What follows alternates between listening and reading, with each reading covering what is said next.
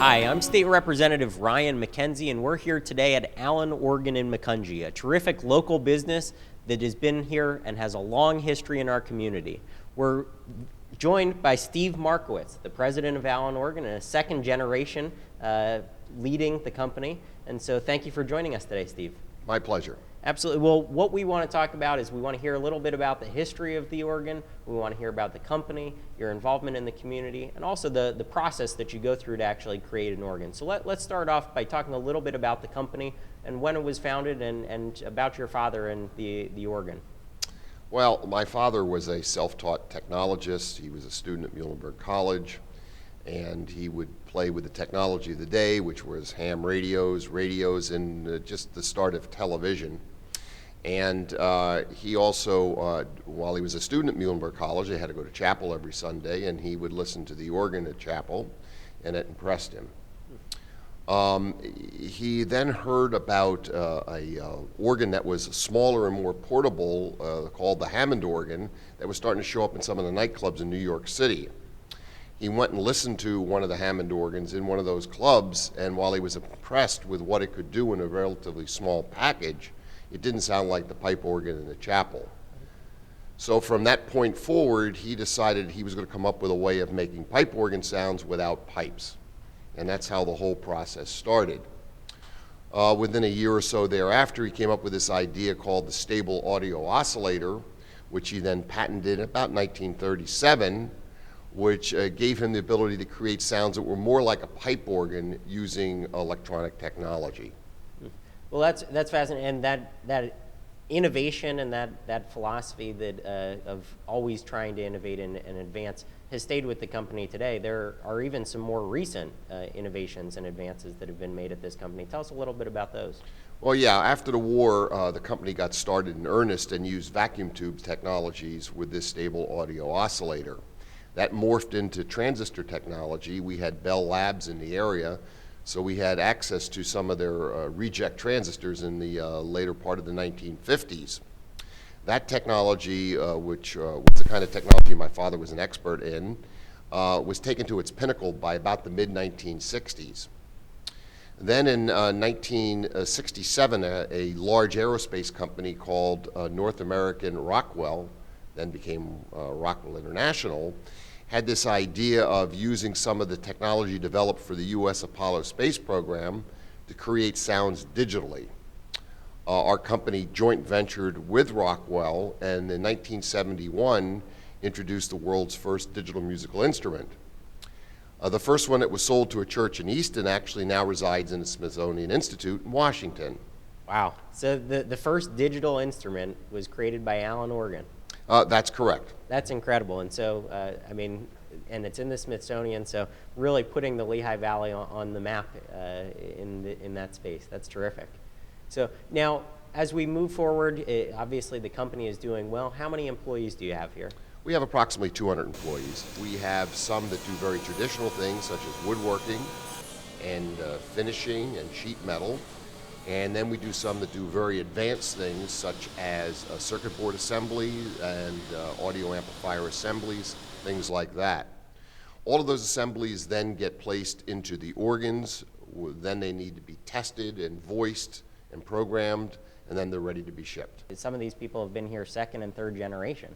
Yeah, I had a nice experience. In fact, last week, our 8th employee hit the 50-year mark. Oh, wow. That's terrific. That says something about the company if you have 8 employees for 50 years. I think 6 of them are still working with us here. Oh, that's fantastic. And yes, we have had father and son, grandfather and grandsons. I think you met an individual earlier who met her husband here. Yeah. And so yeah, it is a family affair. That's terrific. What are some of the ways that Allen Organ promotes young people getting involved in organs, or is there anything that you're personally involved in to help bring music to children? Oh, there's various areas both within the organ business and outside. I'm personally involved with the community music school in Allentown, and it's broader than just the organ. It's more music-based, and we try to help anybody, but mostly young people, to get interested in music. On the organ side, we do concerts And we do some promotions with our dealers, and we also put things on YouTube to try to get them interested. Absolutely. And you mentioned concerts. That's one of the most popular things that you do here at Allen Organ. Tell us a little bit about those concerts that you put on each year. Yeah. We have two concert series, a spring and a fall concert series. And the fall concert series culminates with a Christmas concert put on by our employees. And we do 4 of those concerts during the Christmas season, and they're all sellouts. They sell out quickly, I know that. So if you're interested in getting tickets, make sure you get in right as soon as that window opens. That's right. And Steve, I've heard a terrific story about how Allen Organ has progressed over the years, a little bit about the business, but I don't think people realize how complex organs are nowadays, and so we are going to show some footage here about the woodworking process, the technology that goes into these organs. Maybe you can start just by walking us through, start to finish, how much goes into an organ and what you do here at Allen Organ. We use time-honored craftsmanship in our cabinets, typically butcher block construction, and we use veneers and solids that are typically oak or walnut, but sometimes they could be special wood. For example, we had a customer from Sweden a few months ago that came in and demanded Swedish or European oak, and we went and we got special woods for that console. So they're made by, first there's 2 main divisions for the cabinet work. The first would be where the raw wood is cut, and that's done now by people who run computer-controlled machinery like routers and things like that. And then the pre-cut wood is put together in wood assemblies, which are then finally put together by a cabinet maker who will produce the entire organ console. So, I mean, that craftsmanship is one of the things that Allen is known for and prides itself on, which is terrific. And so it's not an assembly line. It's a craftsman making the individual unit one item at a time, and these are all custom built. That's correct, and in fact, if you look at the wood sub-assemblies that go into a cabinet, they're all serial numbered, because you have to match the grains of the veneers and the fit of the console itself. Yeah, and that's unique. I mean, that's something that you don't see often in a lot of businesses today. So that's terrific, and I think it shows in all of the organs that we've seen here. So after cabinet making, where does an organ head? Well, the cabinet will then go down to finishing and sanding and finishing, I should say. But then there's at the same time sub-assemblies being built for electromechanical things and high tech. We have circuit boards, include DSPs and memories and other things you'd find in computers that are assembled with automated equipment. For instance, surface mount is put on at thousands of parts per hour. In addition, we build amplifiers, and those have to be assembled, and then they go down to the lower end of our factory, where when the console comes out of finishing, it then gets assembled by one individual assembler, who will put all these sub-assemblies in place, wire them together, and make sure that they're properly built before it'll move on to the final test department. Once the organ moves on to the final test department, then it will then be inspected and tested by a musician technician who might also load in some customized software for that particular organ. And so at that technological stage, it's very high skilled. And tell me a little bit about some of those machines and some of the other uses that you actually have for it. You do some work for some outside companies as well. Yeah, because of our technology required for our organs, we had to put in some very expensive and sophisticated high-tech assembly equipment, such as pick-and-place machines for surface mount. These machines cost a few $100,000. And after they are made for a larger scale production than even we have. So what we did is we started using the production time on those machines for other companies. And from that, we built out another division called Allen Integrated Assemblies that supplies subcontract manufacturing services for other companies within the region. That's great. So you're continuing to adapt your company to the changing technology and the changing marketplace. That's terrific. And we're very grateful that you're here. Employing 200 people is just a terrific company to have locally. And you're world-renowned for your organs. It's something that I think you certainly take a lot of pride in, but we in the community appreciate having you here, and we're very glad that you're not only a terrific business, but a terrific partner for the community as well. So thank you for that. Thank you. Now we're joined by Barry Holben, Vice President of Sales here at Allen Organ. Barry, tell us a little bit about how you got involved in playing the organ.